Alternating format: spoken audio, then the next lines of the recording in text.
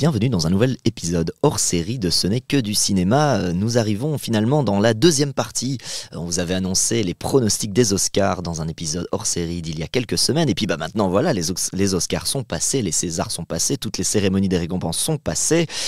Si vous n'aviez pas suivi l'épisode hors série de nos pronostics de l'équipe ici de Ce n'est que du cinéma, eh bien, je vous encourage à aller l'écouter parce que maintenant on va commenter un petit peu de savoir si on avait eu raison, si on avait eu le nez creux, c'est ça qu'on dit, avoir le nez creux pour savoir qui va gagner, si on avait eu le nez fin. Le nez fin, si oui. on avait eu la truffe pour savoir qui allait gagner ces différents prix. En tout cas, bonjour Jess, comment ça va ? Salut Martin, ça va très bien, et toi ? Mais très très bien, et la raison pour laquelle je t'invite ici dans ce podcast sur Ce n'est que du cinéma aussi pour ces Oscars, c'est que tu avais suivi toute la cérémonie dans le cadre de ton travail. Dis-nous-en un petit peu plus sur ça. Oui, c'est vrai que moi j'étais pas de la partie, j'avais pas pu être là quand vous aviez fait l'épisode dans lequel vous donnez vos pronostics, mais j'ai dû de mon côté quand même un peu travailler des pronostics et des favoris parce qu'effectivement j'étais journaliste en plateau entouré de d'autres animateurs et autres journalistes en direct sur une chaîne bruxelloise lors de la diffusion en direct des Oscars. Donc on était debout de 1h du matin à 5h du matin. Avec le décalage. Quelle idée, oui voilà, le décalage de Los Angeles. LA. Et donc on a assisté en direct à la cérémonie et on a réagi un petit peu en direct au prix remis. Trop bien, on va revenir un petit peu sur tout ça. À mon avis, c'est maintenant que je vais glisser un petit générique qui va annoncer les Oscars. On revient dans une petite seconde.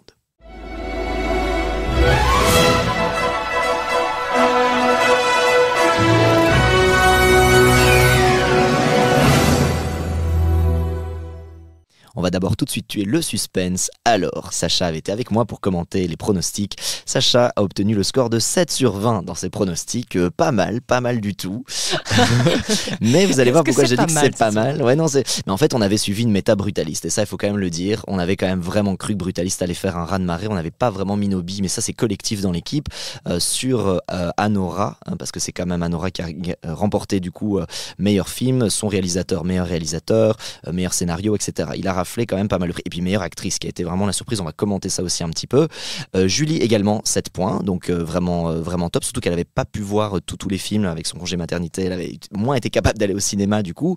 Nora 7 aussi, mais Nora il y avait 5 sur les 20 qu'elle nous avait pas donné, donc c'est plutôt un 7 sur 15, donc tout d'un coup la note est un peu meilleure. Et c'est pas parce que c'est moi qui parle que c'est comme ça, mais voilà, je me suis rendu compte que moi j'avais 12 sur 20, donc je suis plutôt content. C'est toi le premier de classe. Premier de classe, en tout cas j'ai eu un peu de bol, il y a eu quelques endroits où j'ai pu, alors que tu sais j'ai dit des trucs complètement éclatés au sol, genre par exemple les costumes j'avais mis Gladiator, enfin vraiment genre tu vois j'avais fait des vraies bêtises, mais oui j'avais quand même un peu détecté Anora sur certains trucs. Bref, c'est Wicked qui a gagné les costumes. C'est Wicked qui a gagné. Non mais donc voilà, Kieran Culkin on avait eu raison, Zoé Saldana on avait tous misé sur ça, Adrian Brody quand même si Brutalist ne l'a pas eu pour le meilleur film meilleur réal, c'est quand même le meilleur acteur Adrian Brody qui l'a eu, ce qui était plutôt attendu. Enfin tu me diras aussi ce que toi t'en avais pensé. Voilà, on reviendra sur les 20 catégories en fonction de la conversation, mais peut-être j'ai vraiment envie de te commencer avec cette question-là. Voilà, le prix le plus important, le plus prestigieux et qui va un peu de pair avec meilleur réal, donc meilleur film. Anora, toi, comment t'as réagi à ce moment-là de la soirée? Il devait être 4h30 du matin, fatigue, les poches sous les yeux. Comment vous avez reçu cette information? Et j'ai envie de la pairer avec le fait de meilleure actrice Mickey Madison. Ça, pour moi, était la plus grosse surprise, c'était ça. Parce qu'elle l'a volé à Demi Moore, que nous on avait tous les 4 pronostiqué Demi Moore, quoi. C'est vrai que Demi Moore était quand même assez favorite vu qu'elle avait remporté quelques jours auparavant le Golden Globes de la meilleure actrice. Pour The Substance, ouais. Pour The Substance, effectivement. C'est vrai que ça a été quand même un peu une grosse surprise, on va pas se mentir, en fin de soirée, et un petit peu le hold-up quand même de la part de Anora de Sean Baker, complètement. Le braquage, le hold-up. C'est une vieille boumeuse en disant ça, le hold-up. C'est le hold-up. Le hold-up. Donc un peu grosse surprise quand même, parce que c'est vrai qu'Anora a remporté la Palme d'Or au dernier festival de Cannes en 2024. Mais depuis, voyez un peu tous les prix lui passer sous le nez. C'est vrai que finalement de Brutaliste est un peu arrivé dans le game, dans l'histoire. Emilia Pérez aussi. Faut quand même le rappeler qu'Emilia Pérez était quand même le film était quand même grand favori, le film de Jacques Audiard, avec 13 nominations. C'était un record pour un film, un film en coproduction française aux Oscars. Mais voilà, on va pas se mentir, après la polémique de l'actrice principale de Emilia Pérez, le film s'était un peu tiré une balle dans le pied. Ouais. Donc ça redonnait en fait un peu plus de chance à Anora, à Conclave peut-être, et à De Brutaliste en tout cas. Ces films-là revenaient un peu dans le game. Pour Emilia Pérez, il part quand même avec 2 statuettes, donc meilleure actrice dans un second rôle, Zoé Saldana, et meilleur morceau, ça on l'avait tous prédit, le El Mal, on était sûr qu'il n'y avait pas match sur ça. Pour meilleure chanson, mais c'est vrai qu'il il aurait pu partir avec 4-5 statuettes, finalement que 2, et qui sont plutôt pas mineurs, mais pas les plus grands prix. Ouais, complètement, oui, c'est ça, ouais, à fond. Donc oui, non, grosse surprise, moi, quand même, Anora, et aussi meilleure actrice, Mickey Madison. Oui, j'avoue que ça, je ne l'ai pas du tout vu venir. Mais du coup, ouais, elle a 25 ans, bon, effectivement, ça fait déjà quelques années qu'elle est dans le milieu, mais c'est quand même vachement jeune pour recevoir un Oscar. Deuxième rôle. C'est son deuxième rôle, oui. Un petit rôle dans le film de Tarantino. Once Upon a Time in Hollywood. Voilà, 3 fois rien, où elle criait beaucoup. Bon, voilà, on avait commenté tout ça. C'est vrai que ça a été. T'as vu ce tweet incroyable qui dit Mickey Madison qui gagne face à demi-mort, c'est un petit peu le pitch de Substance.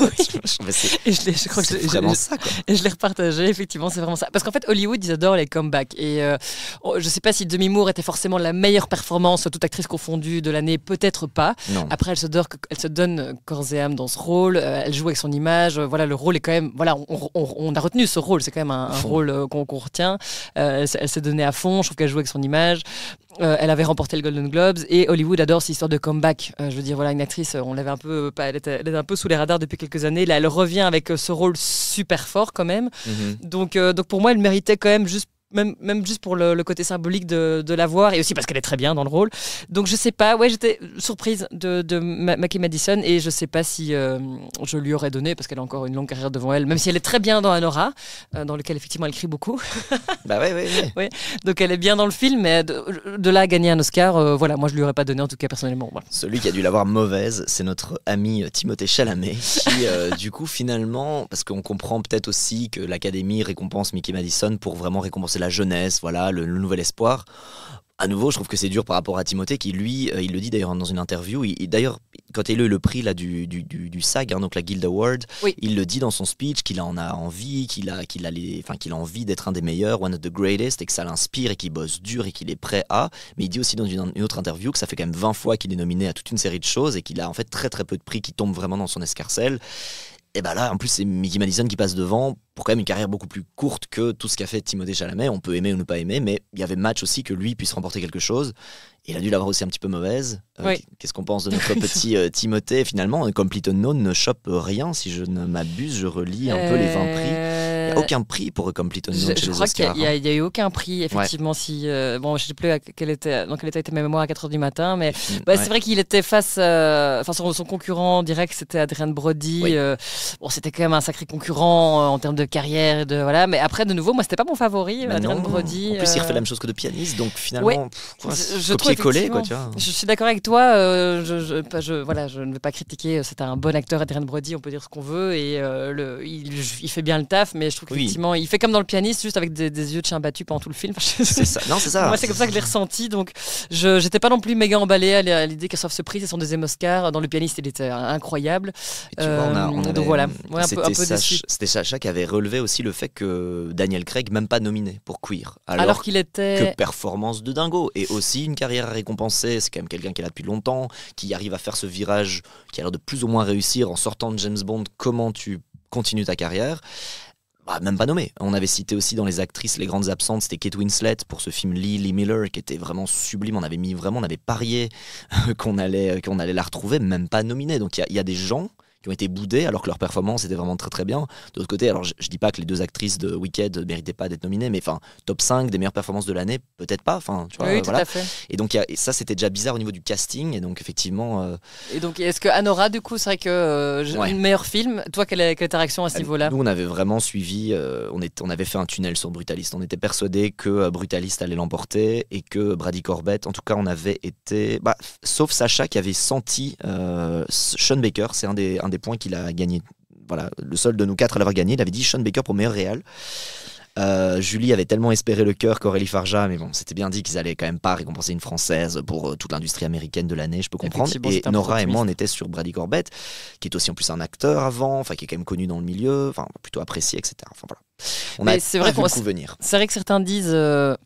C'est vrai que c'est ce qui est dit, c'est que avec ces remises de prix, et avec Anora qui a raflé pas mal de choses, entre autres, il y a eu d'autres films aussi, c'est que c'est le cinéma indépendant qui a été un peu récompensé ce soir-là, et que Sean Baker, meilleur réalisateur, meilleur film, etc., parce qu'effectivement, il a fait un peu tout lui-même, entre guillemets. Bon, même s'il a le meilleur montage aussi. Il a le meilleur montage. Et ça, c'est le seul des 5 qui monte lui-même. Donc il ça, monte lui-même. C'est pas volé. Il a écrit quand même avec sa femme, si j'ai pas de bêtises. Il réalise. Et donc voilà, c'est quand même balèze. Le mec, il a un peu quand même toutes les casquettes les plus importantes. Donc je crois que c'est ça qu'ils ont voulu récompenser, même si Brady Corbet aussi a quand même pas mal de casquettes dans la production. Il a aussi fait le film avec sa femme, etc. C'était un énorme projet. Enfin, c'est pas. Mais je dirais que personnellement, Anora m'a peut-être un peu plus touché. J'ai ressenti un peu plus d'émotion devant le film que devant Le Brutaliste qui m'a laissé de marbre. Tout à fait. On en a déjà parlé. De béton. Voilà, de béton. Et donc je suis contente que The Brutalist n'ait pas remporté meilleur film en fait. Désolé pour lui. Voilà. Et donc finalement, Conclave ne part qu'avec un seul prix, donc le meilleur scénario adapté. Donc bon. C'est quand même parce que par exemple un film comme Sing Sing ne rafle rien du tout, alors que nous il nous avait vraiment plu. Moi un peu moins, mais c'est vrai que vous avez plu le film. Sing effectivement. On aimait bien. Wicked quand même part avec pas mal de choses, mais plutôt des prix. Oui, les costumes et les décors. Décors, etc. Décors, moi je l'avais vraiment parié, celui-là je l'avais vu venir parce qu'ils ont tout construit en vrai et qu'ils ont quasi fait un stade de Broadway, enfin des vrais châteaux de Broadway. Enfin le château, le château d'Emeraude, ils l'ont vraiment construit. Tu vois l'espèce d'animatronique du magicien d'Oz qui n'a pas vraiment de pouvoir, ils l'ont vraiment fait, alors que ça a l'air du CGI, donc des fois c'est ça qui est bizarre. Voilà, donc je l'avais vu venir pour le Wicked. Trop content de Flo. On parle de Flo un petit peu, le petit chat qui n'a plus peur de l'eau. Oui, ça c'est notre petit côté cocorico. On peut être content parce qu'effectivement Flo est un film d'animation en une coproduction belge. Je me suis dit, il est laiton, mais il est en coproduction belge de Gins Zilbalodis. Qu'on avait tous les deux. Je peux témoigner à nos auditeurs que tu n'as même pas relu tes notes pour lâcher le nom, et ça c'est très impressionnant. Tu l'as sorti de tête, je tiens quand même à le dire. C'est vrai que j'ai regardé ma feuille, mais c'est pas du tout ça qui est écrit. C'était pas du tout ça qu'il avait écrit sur sa feuille.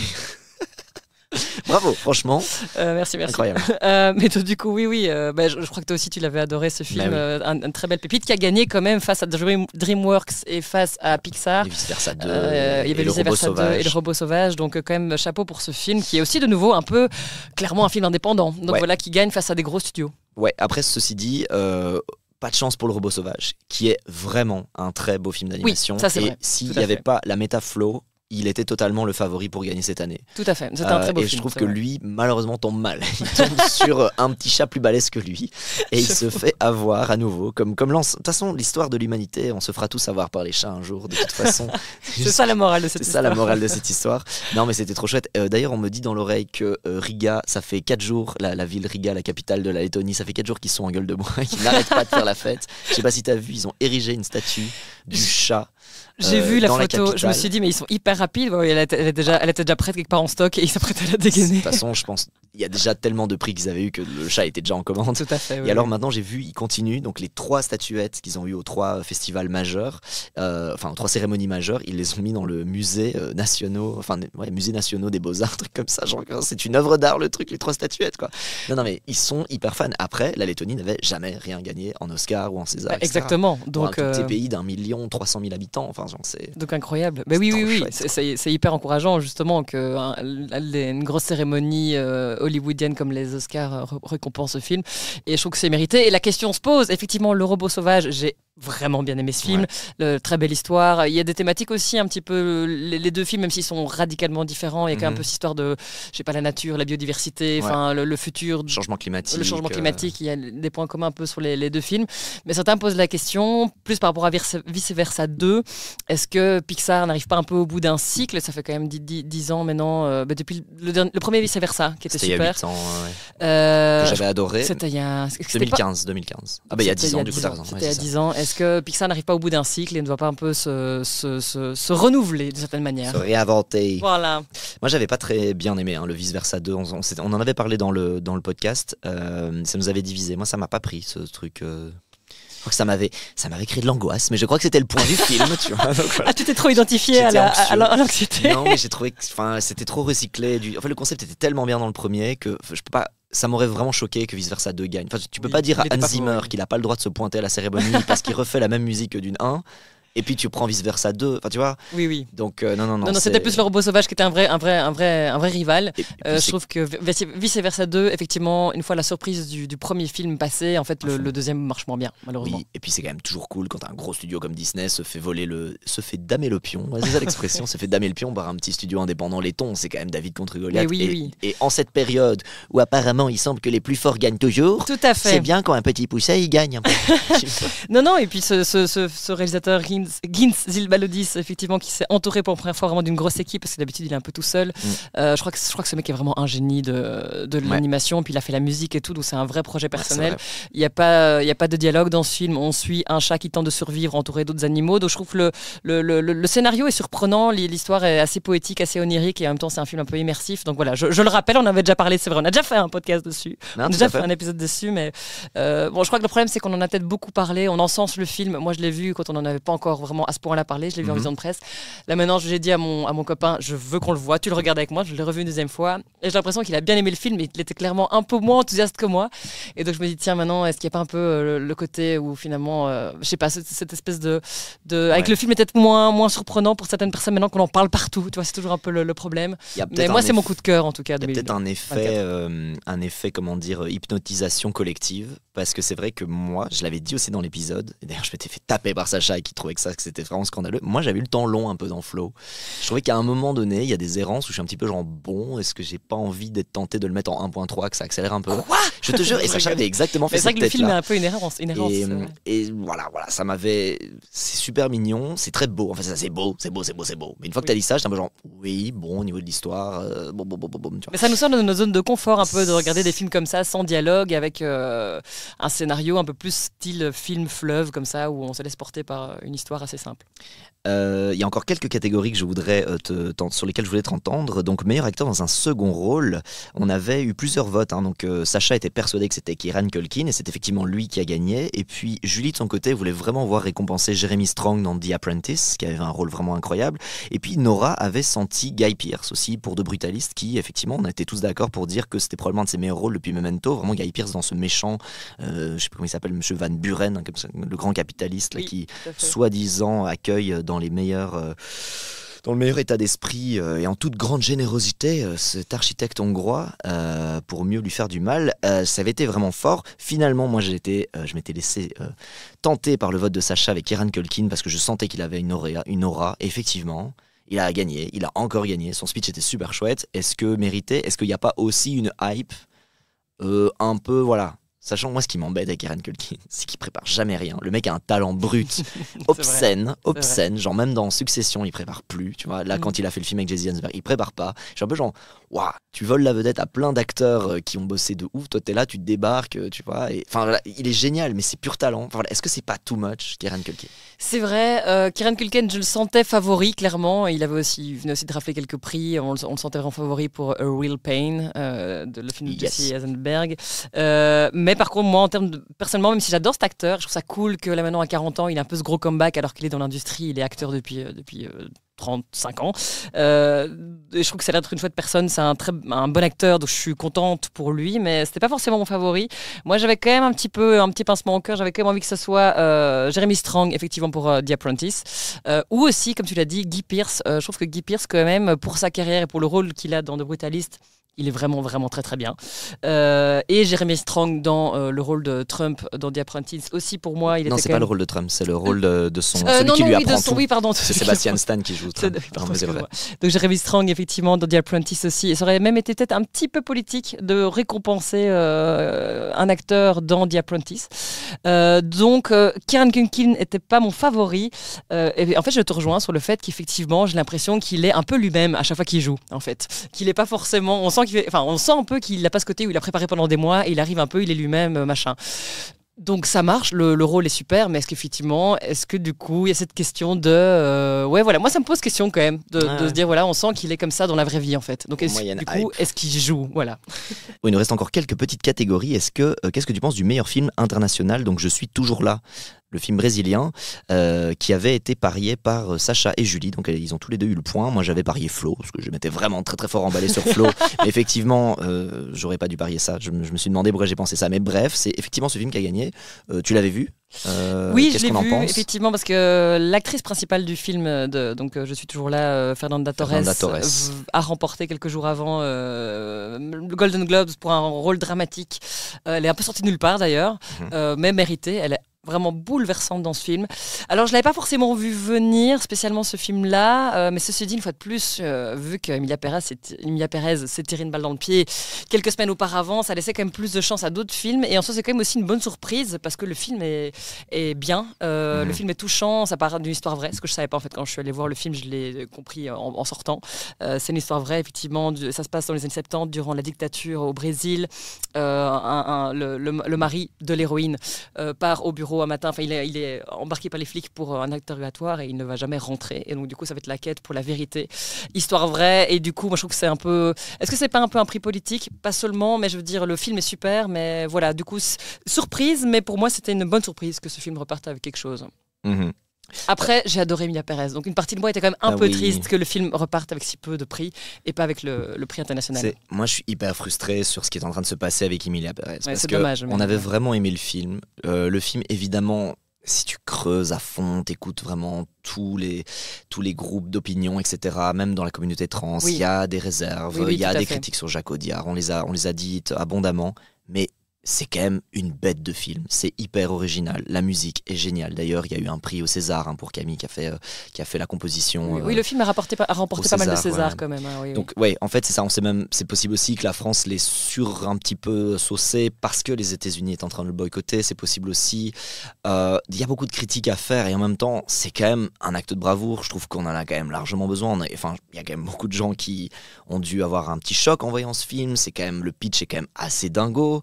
Le fait que ce soit l'actrice du coup qui se fait grimer en homme pour jouer elle-même en homme du début du film, qui était à la base pas prévu dans le script et qu'elle le fait, c'est un acte militant. Enfin, il y a tellement de belles choses dans ce film. Zoé Saldana est sublime, heureusement, elle a été récompensée. Mais là aujourd'hui, on arrive dans un truc où, à cause de ça, même des gens qui l'ont pas vu disent c'est caca quoi. Maintenant en fait on parle même plus en fait du propos, on parle même plus de la cause trans, on parle même plus de tout ça. Parce que ça permet à tous les rageux et tous les phobiques plus là de trouver une raison, de se dire qu'ils ont raison. Enfin, tu vois, ça me met mal à l'aise. Oui, je suis d'accord avec toi. Super dommage. Et je suis d'accord avec toi. En fait, je me sens un peu mal limite de soutenir maintenant le film à cause de tout ce qui vient de se passer. On est bien d'accord que j'ai été extrêmement déçu de découvrir les tweets horribles, abominables et racistes et de Carla Sofia Gascon, donc l'actrice principale du film. Mais dans l'absolu, quand ce film est sorti, c'était un des films plus originaux que j'ai vu en 2024. C'est une espèce de comédie musicale sur fond d'anciens cartels au Mexique. Enfin, voilà. Ça parle de transidentité. Et on peut poser la question, oui, c'est horrible de voir que l'actrice a pu poster tout ça il y a quelques années. Ses propos sont scandaleux, mais après, je me pose parfois la question, je sais que d'autres gens se la sont déjà posée, si ça n'avait pas été une actrice transgenre, est-ce que autant de personnes se seraient démenées pour essayer d'aller dégoter quelque chose est-ce qu'autant de personnes se seraient démenées pour aller dégoter quelque chose dans son passé, pour aller creuser et aller ressortir des vieilles choses dégueulasses, parce que regarde Trump, toutes les choses horribles qu'il sort chaque semaine, il sort chaque semaine quelque chose d'horrible ou de scandaleux, et pour autant il est président des États-Unis. Donc voilà, on peut se poser la question, c'est un peu dommage le destin de ce film, voilà. Eh bien, très très bien. Est-ce que tu as encore une dernière, peut-être dernière question plus générale, la soirée que tu as couverte comme ça pendant toute la nuit, comment tu l'as ressentie, peut-être moins les prix, mais je sais pas, les performances qu'il y a eu autour, certains discours, ou je sais pas, Marie-Red Coeli qui danse pour James Bond, je crois, pour célébrer le fait qu'Amazon vient d'acquérir les droits créatifs enfin, eux se disent enfin, je sais pas si c'est pour le meilleur, de James Bond, de la licence. Enfin, il y a eu plein de choses comme ça. Comment toi t'as vécu ta soirée finalement, que toi t'as pu vraiment commenter du début à la fin? Oui, le fait que Elon Musk et Amazon acquièrent les droits de James Bond, ça je sais pas si c'est la meilleure nouvelle de l'année. On a le droit de se demander ce que ça va donner, ça fait un peu peur. Mais par contre, non, la cérémonie, ça reste toujours très long, 3h30 de cérémonie. Après, c'était présenté par Conan O'Brien, qui est une star de la télévision là-bas, producteur, animateur, etc. Des talk shows. etc. Donc c'est lui qui a animé la cérémonie, et en soi j'ai trouvé que c'était assez drôle, je dois avouer. Et franchement, je me souviens quand la cérémonie a démarré, on était étaient tous là à se bidonner parce que franchement c'était punchline sur punchline. Donc je me souviens que c'était vraiment très très drôle. Il y a eu non, je trouve dans l'absolu, je trouve que la cérémonie tenait vraiment bien la route. Ils ont même fait l'un ou l'autre clash. Allez, il y a eu quand même eu des blagues irrévérencieuses. Hein, c'était un petit peu politique par moment, pas tant que ça, parce que ça reste les Oscars, ça doit rester. Ouais, mais ils ont l'art du roasting aux États-Unis. Et voilà, exactement. Plus encore qu'en France. Hein, donc c'est presque. Si tu t'es pas bien fait roaster, c'est presque pas. C'est presque une mauvaise cérémonie. Effectivement, tu dois te faire baptiser, tu dois te faire roaster. Quoi. C'est ça. Donc pour ça, ils sont quand même très forts. Donc non, moi, dans l'absolu, justement, j'ai un meilleur souvenir de la cérémonie cette année que celle de l'année passée qui m'avait paru un peu plus longue. Je sais pas de ce que toi tu en as vu, qu'est-ce que tu en as pensé? Non, si, je trouvais ça très chouette. En fait, et même j'ai entendu des critiques sur le numéro de danse de James Bond, et même si effectivement la décision politique d'acquérir les droits pour Amazon, les droits créatifs, hein, c'est ça. Hein, donc c'est vraiment, ils peuvent vraiment faire ce qu'ils veulent de la licence. Du coup, ça permet à tous mes gars sûrs qui adorent Henry Cavill de remettre une pièce, même si ce soit Henry Cavill, l'acteur de James Bond. Mais je pense pas qu'ils iront par là parce que rien à faire, il a déjà son âge quand même un petit peu, et que si on le reprend, c'est pour faire 2, 3, 4, 5, 6 films, c'est pour faire un arc. Donc en fait, ça peut marcher 1 ou 2 films avec Henry Cavill aujourd'hui, mais ça ne tiendra pas plus tard. Donc je crois malheureusement que notre Man of Steel ne sera jamais James Bond, et c'est peut-être très bien comme ça. Donc non, moi j'ai passé une très bonne soirée, je trouve que c'était assez chouette. Mais les Américains, il n'y a rien à faire. C'est quand tu venais de voir les Césars, même si j'ai bien rigolé sur les Césars à certains moments, mais ça rigole quand même moins facilement. À part ce moment où Franck Dubosc fait une déclaration d'amour à mourir de rire sur... déjà, il vient chercher son non-prix, donc un tout petit prix. Comme un tout petit Oscar, un tout petit César. Un tout petit César, et en faisant vraiment genre, c'est pas la taille qui compte, comme ma femme me le dit. Il a un sens comique incroyable. Et alors, il fait une déclaration d'amour à Julia Roberts, qui est super chouette. Mais c'est vrai que les Césars, c'est beaucoup plus coincé quand même dans l'audience. Aux États-Unis, ça y va, quoi. Et ça balance. Et en tout cas, en apparence... j'ai eu l'impression de voir quand même une cérémonie de gauche, et ça fait un peu plaisir dans ce... Voilà, on sent que les acteurs sont quand même encore dans la lutte. Par exemple, le discours de Zoé Saldana sur la migration, etc., à un moment où Trump en fait son cheval de bataille, c'était super fort. Voilà, je trouvais que c'était quand même chouette. Donc voilà, mais j'ai pas vu non plus, ça fait pas non plus 10 ans que je suis les cérémonies, j'ai pas non plus un point de comparaison de ça. Mais si tu dis que c'était mieux que l'année passée... Mais en tout cas, oui, j'ai trouvé en tout cas que c'était... Non, il y avait quelques roastings savoureux, et dans l'ensemble, c'était assez drôle. Puis voilà, les Américains, ils savent quand même faire ça. Faire le show. Mais on se demandait, voilà, est-ce que ça allait être vraiment... Franchement, on va pas se mentir, pour l'instant, la politique, l'actualité aux États-Unis est quand même un peu déprimante. Ça fout un peu les boules ce qui se passe là-bas. Ouais. Donc on se demandait si ça allait être vraiment... S'ils allaient prendre position. Et voilà, ils le font pas trop parce que ça reste les Oscars. Ça doit quand même... tout le monde doit être beau, tout le monde doit être gentil. Mais voilà, Conan O'Brien, comme il y a eu quelques punchlines ici et là. Non, et dans l'ensemble, ça restait une belle cérémonie qui, on le rappelle, je trouve, a quand même finalement, avec Flo, mais pas seulement, avec Anora, avec I'm Still Here, a récompensé un petit peu le cinéma indépendant malgré tout. C'est vrai que des brutalistes, Wicked, etc., certaines grosses productions finalement n'ont pas été récompensées. Si des brutalistes pourraient être considérés comme un film indépendant, ceci dit. Ouais. Donc voilà, mais donc en tout cas certains films indépendants ont été récompensés, enfin, considérés entre guillemets comme indépendants. Et puis il n'y a pas eu de raz-de-marée. Il y a parfois des éditions où le grand champion emporte 8, 9, 10 Oscars parfois parce qu'il il les prend en escadrille. Ici, le meilleur, ça va être Anora qui a 5. Donc voilà. Ce serait bien 5 sur 23, je crois 23, 24 au total. C'est pas non plus... Il n'y a pas quelqu'un qui a dominé tout. Il y a pas tout un le monde gros repart avec 2-3 prix en fait finalement. Tu vois, même Conclave 1, Dune quand même 2, on l'a pas cité, mais pour les meilleurs effets visuels, meilleurs sons. Oui. De Substance quand même. Wicked, quelques-uns. Bon, je comprends toujours pas ce que Wicked fait là, mais je peux comprendre. C'est-à-dire que Wicked n'en a pas besoin, donc je suis un petit peu jambon, d'accord. Par exemple, tristesse, Nosferatu, on avait adoré Nosferatu, il a aucun prix Nosferatu. Oui, c'est vrai, il était nommé dans quelques catégories, c'est vrai. Il m'avait plu dans l'ensemble, mais j'avais quelques réserves aussi. Je crois qu'il faut de clients, ce genre de truc, je le suis peut-être qu'à moitié. Mais non, par contre, c'est vrai que dans les nominations et dans les prix, alors je sais que tout le monde n'a pas aimé ce film, mais moi j'avais adoré Challengers de Luca Guadagnino, et c'est vrai qu'il n'était nommé dans rien. Ni Challengers et ni Queer, c'est ça aussi. Et ni Queer, il y a eu un boycott de Guadagnino, je ne sais pas pourquoi. Voilà. Bref, affaire à suivre, ou peut-être pas affaire à suivre, mais rendez-vous au prochain numéro pour les Oscars. On espère que c'était la première qu'on le faisait nous, que ces épisodes de pronostics, de débriefs de ces cérémonies vous a plu. Et puis nous, on se retrouve la semaine prochaine pour un épisode normal. Ciao Jess. Salut Martin, à la prochaine. Ciao. Ciao.